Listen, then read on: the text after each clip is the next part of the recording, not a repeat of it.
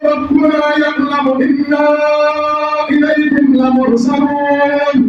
les fois, quand les gens sont en train de foutre à nous, vous savez que vous avez le message de Dieu. C'est que ce n'est pas le témoignage des hommes qui est tellement important.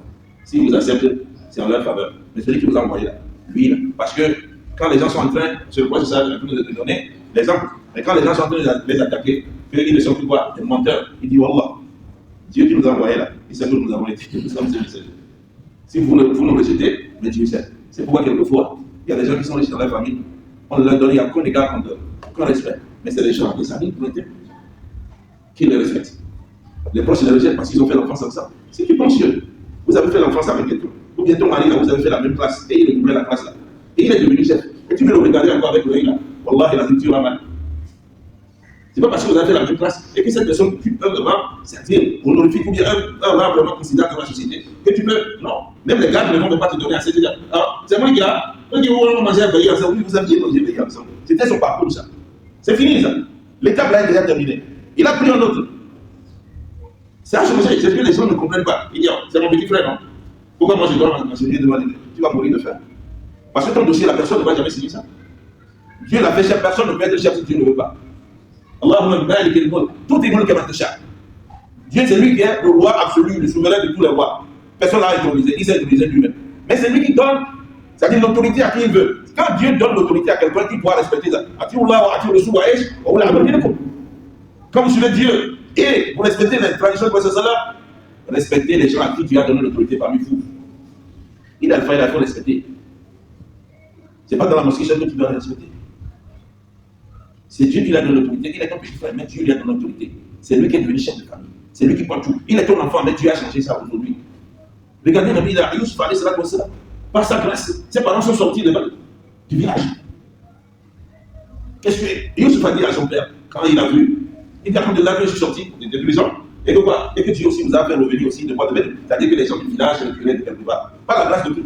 Parce que Yusuf est là, à qui Dieu a donné grâce. Et toute la famille a été honorée grâce à qui? Yusuf alayhi salam. Toi tu n'as rien compris. Malgré ce que ses frères lui ont fait, ils ont dit, mais notre père, demande pardon à Dieu pour nous. On reconnaît notre tort. Combien de gens ne veulent pas reconnaître leur tort? Tu es grand frère, oui, et après. Tu mérites d'être grand frère si quand tu respectes ton petit frère. Le petit frère aussi a l'honneur d'avoir toi aussi comme grand frère. Parce que tu le respectes. C'est très important de comprendre la vie de cette manière. Ne pense pas que vous avez fait le même quartier, vous avez joué ensemble. Non, c'est des gens. Les chefs que vous voyez là ont aussi des contacts avec des gens. Ils ont peut-être fait des erreurs. Mais si tu le regardes toujours par cette taille-là, tu vas vraiment finir mal. Parce que en ce moment-là, c'est Dieu qui a s'est dit tourné, il a honoré. Quand tu as honoré quelqu'un, ce n'est pas la personne, mais quand je prêche quelquefois, et j'ai devant moi un peuple, des gens qui me dépassent en âge, j'ai dit je vous respecte. Vous nous dépassez en âge. Mais le trône, la chaise sur laquelle nous sommes assis là, vous dépasse en âge. C'est-à-dire l'autorité que nous occupons là. Nous écartons quelque chose, ça vous dépasse.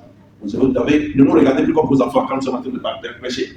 Regardez-nous comme un envoyé de Dieu qui est en train de vous prêcher pour vous sortir de la lumière, sortir des ténèbres de la lumière. C'est ça qui est très important. Et ces gens-là disent non, si vous nous rejetez, Dieu qui nous a envoyés, lui sait que nous sommes ses messagers. Il ne nous informe que de transmettre le message. Nous, on ne parle seulement de Dieu. Ne pense pas que l'homme ne peut pas faire d'erreur. Ne pense pas que l'homme ne peut pas faire d'erreur. L'homme parfait, la Dieu ne l'a pas créé. Regarde comment Dieu a attaqué le prophète dans le Coran. Sallallahu alayhi wa sallam. Où il voulait lui-même s'interdire quelque chose que tu as mis à halal pour lui à cause de quoi? Des grimaces de ses femmes. À cause de ses des manipulations de ses femmes. Il a dit attention. Il n'y a pas. Il n'y a pas. Alors, il dit notre devoir, c'est seulement il faut passer le message. Si vous nous rejetez, nous sommes des envoyés de Dieu. Celui qui nous a envoyés, il nous reconnaît. Et notre devoir, notre travail, c'est vous envoyer le message. Il nous incombe de passer le message, de vous transmettre le message de Dieu. Comment vous allez faire? Ça, c'est votre affaire. Ça ne vous engage. Comment vous allez suivre votre vie là? Ça n'engage que vous. Les gens qui vont répondre devant Dieu le jour de la résurrection, c'est vous. Nous, c'est pas que nous ne sommes pas venus. Nous ne pouvons pas changer votre cœur. C'est Dieu qui change le cœur. C'est pourquoi quand les gens vont des voix et tout ça là, les tafsirs et tout, essayez d'écouter, essayez de prendre un peu de temps et d'aller écouter. Parce que tu peux avoir des ambiguïtés dans ton cerveau, tu peux avoir des confusions dans ton cerveau, mais un seul jour, une seule parole de quelqu'un à qui tu n'as jamais donné de la valeur, Wallah, il peut décanter tout ce problème-là que tu portais depuis des années. Donc, il faut toujours écouter la parole d'Allah subhanahu wa ta'ala. Alors c'est ce que je dit. Nous, c'est ça, c'est ce qui se passe aujourd'hui. Vous êtes des malheureux. Nous voyons que vous êtes des gens possédés. Ils vont te dire, lui là, il est fou. Il n'a rien à faire. Il nous parle de Dieu, de Dieu. C'est comme ça que les Romains ont qualifié ou bien considéré les bannis d'Israël et dit les fous de Dieu. Parce que tout ce qu'ils doivent faire, donc d'abord se référer à quoi? À leur prophète et le livre. Leur jugement, le jugement de l'État, ils laissent ça dire que c'est pas vrai, parce que c'est un truc qui a été monté par l'homme. C'est ce que Dieu a mis là, que ils suivaient. Donc, les Romains disaient qu'ils c'est des fous de Dieu, ça. C'est-à-dire qu'ils ne peuvent rien faire sans Dieu, Dieu, toujours. Mais quand ils trouvent leur tranquillité en ce Dieu-là, et ils trouvent leur dignité en ce Dieu, qu'est-ce que vous voulez? Ouais. Ils sont en train de les ramasser, les insulter, à vous là, c'est clair qu'il y a un mauvais présage qui vous guide, c'est-à-dire qui vous suit. Il y a un malheur qui va vous toucher. Si vous ne cessez pas de nous parler, quelqu'un vient vous parler de Dieu, sans que vous n'allez pas lui donner quoi que ce soit. Vous êtes en train de dire que vous allez l'attaquer, vous allez le tuer, vous allez lui faire du mal. C'est clair que Dieu demande au prophète de donner cet exemple-là au Qurayshi, parce que c'était la même manière qu'eux aussi se comportaient comme les païens d'Israël. Ils tuaient les prophètes, ils détruisaient les prophètes, ils inventaient des mensonges, ils faisaient de n'importe quoi. Parce que quoi? À cause de ce qu'ils gagnaient. Ils étaient en train de faire quoi? De traduire la Torah de la mauvaise manière. Qu'est-ce que le Coran a dit dans ça? أتأمرون الناس بالبر وتنسون أنفسكم وأنتم تتلون الكتاب أفلا تعقلون. Vous êtes devenus fous, vous êtes ignorants. Vous lisez quelque chose, vous traduisez quelque chose. Vous dites aux gens de faire si vous faites autre chose. Ça va être profiter. Donc il faut celui qui va venir avec la vérité, il faut le faire partir, il faut le tuer, il faut l'assassiner, ça c'est pas le problème. Dans les mosquées, celui qui dit non, on ne va pas manger la maison de la mosquée, lui là, il faut trouver quelque chose pour l'anéantir. Dans la famille, celui qui dit non, on ne va pas vendre la maison de papa, lui là, non, il faut le tuer, il faut le rendre fou. Celui qui dit non, on ne va pas vendre l'intérêt de nos ancêtres, on dit non, lui là, il dit trop la vérité, il crache la vérité, il faut l'anéantir, il faut les détruire, par tous les moyens. Mais tu vas tout faire. La vérité de Dieu va toujours exister. Si ce n'est pas lui qui vient le dire, un autre viendra le dire.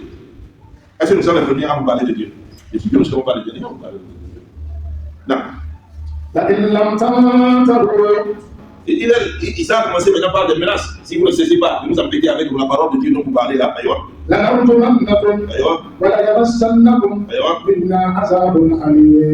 le prend. Si vous ne cessez pas, nous allons vous lapider ou exterminer. Et nous allons vous faire vivre l'enfer. On va vous étouffer. Nous allons faire tout pour vous détruire. Vous voyez, ils sont clairs devant l'homme de Dieu. Parce que l'homme de Dieu, qu'est-ce qu'il dit? Il vient vous dire ce que vous faites là, Dieu n'aime pas ça. Ça là, c'est haram. Ça là, c'est le comportement des gens de l'enfer. Vous voyez un peu, ça là, ça les gêne beaucoup. L'imam qui ne parle pas de Dieu, les gens l'aiment beaucoup. Vous voyez, tous les imams parlent de Dieu. L'imam qui vous parle de l'ambition, comme vient de la part, c'est ça on aime. Hein? Dans le cas de l'islam, dans le cas de l'imam, c'est ce qu'on aime. On n'aime pas celui qui est vraiment franc, il dit la vérité. Non. L'imam qui vient, il dit la vérité, ça, la prophète, Dieu n'aime pas ça. L'imam qui ne trouve pas dans sa société ce qui se passe pour pouvoir dire que ça, c'est pas bon. Et c'est l'imam ça. Parce qu'il a peur, on va le chasser de l'imam, il va quitter là-bas. Il va plus manger, on va plus apporter à manger. Quand vous faites comme ça, moi j'ai pitié pour la Oumma. Voilà, j'ai pitié pour la Oumma parce que les gens qui, vos parents ont convoyé la religion hier, vont venir vous gouverner demain. Est-ce qu'ils vont comprendre l'islam plus que vous? L'imam qui mange ici, au nom de Dieu, et il va encore détruire le nom de Dieu à gauche, ou bien les gens sont en train de détruire le nom de Dieu, et il est capable de pouvoir parler. Ça, c'est quel imam ça? Parce que quoi? Tu as peur de deux choses. La mort ou bien on va te couper la vie, c'est tout. Il y a autre chose. Et tu parles, c'est tout sur la première personne. On a menacé le bloqueur plus que ça. On lui a envoyé ses enfants. Parce que quoi, il parle de Dieu. Et c'est ses enfants qui parlent de Dieu. On donne des menaces, c'est clair. Moi, quand je fais le oasis, les gens ils croient que oui, quelqu'un est venu me raconter ce qu'ils font dans la maison. Moi, je ne suis pas venu chez vous. C'est vous qui allez vous retrouver dans ce que je dis. Parce que la parole de Dieu est universelle. Je ne sais pas ce que vous faites. Je ne vous connais pas. Je ne veux même pas vous connaître. Ce que nous lisons, c'est la de Dieu. Donc, si cette parole de Dieu vous dérange là, donc nous sommes ennemis. Si la parole de celui au nom de qui nous sommes frères, parce qu'il ne va nous dire nous sommes quoi? Nous sommes des frères. Aujourd'hui, quand tu vois un musulman, il veut détruire son propre musulman. Au nom de quoi? Au nom de la même religion. Au nom de la même religion. Il dit Allah Akbar, il va les bombarder. Allah Akbar, il détruit. Mais est-ce que c'est ce que Dieu les a appris ça? Il ne m'a pas mis dans Aïch. S'il y a un problème là, trouvez la législation entre vous. Trouvez une conciliation, trouvez un compromis. Parlez entre vous. Ce n'est pas détruire l'autre. C'est pas à rejeter la mosquée de l'autre. C'est pas à dire que ce chef a fait ci, c'est pas ça l'islam. Tu ne peux pas te dire que tu es musulman. Quand tu as la haine, le mépris, tu vois un musulman, il ne salue même pas son propre musulman.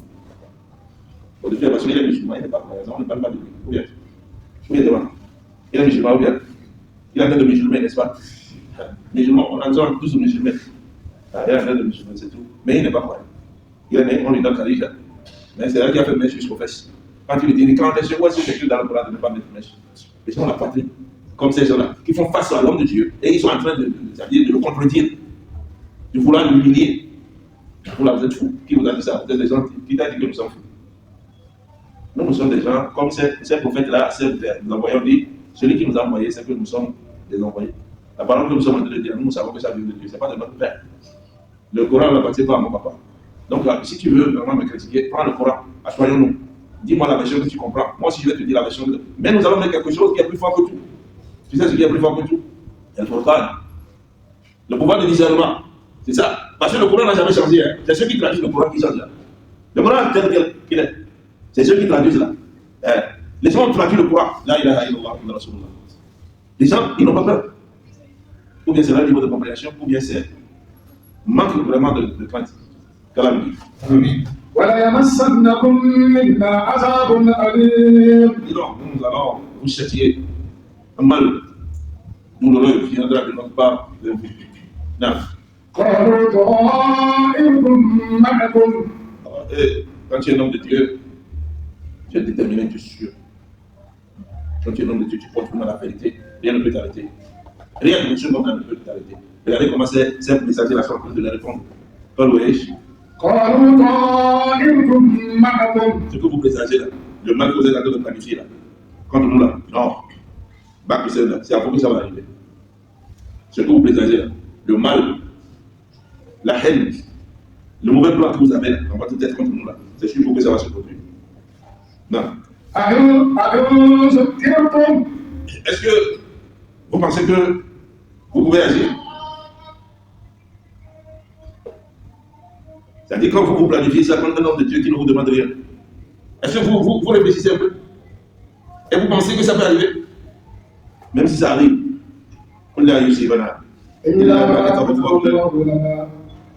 Même s'il y a un mal qui nous arrive, il n'y a pas de mal qui peut nous arriver. Même s'il y a un mal qui nous arrive, c'est que ça a été écrit dans notre destin. C'est que Dieu l'a fait. Et nous allons continuer par faire son travail.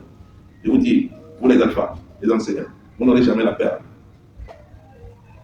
Dieu vous a déjà informé dans le Coran. Et Yahou de Nassara ne vous donnera jamais la tranquillité jusqu'à ce que il a dit. وَلَا تَرْضَىٰ عَنكَ الْيَهُودُ وَلَا النَّصَارَىٰ حَتَّىٰ تَتَّبِعَ مِلَّتَهُمْ. Ils ne seront jamais d'accord avec vous. Quand Dieu parle là, vous regardez que Dieu est composé au passé.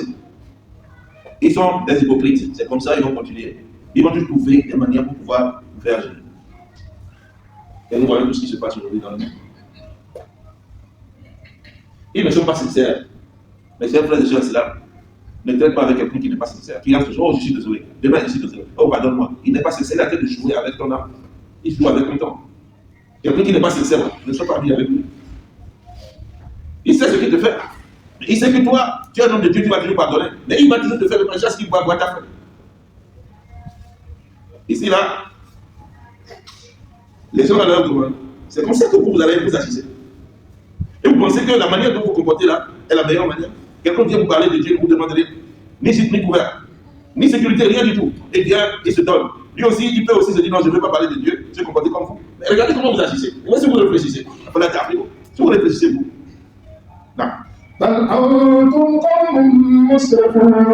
êtes des outranciers là, vous êtes des gens pervers. Parce que seulement vous avez appelé la parole de Dieu. C'est pourquoi vous allez nous tuer. Parce que celui-ci est devenu riche dans votre famille que vous allez le détruire.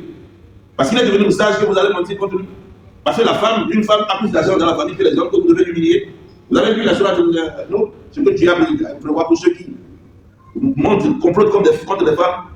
Vous avez lu ça. Parce que vous, quand vous lisez quelque chose, vous oubliez ce que vous avez lu hier. C'est comme ça que vous lisez le Coran. Ce que vous avez lu aujourd'hui là.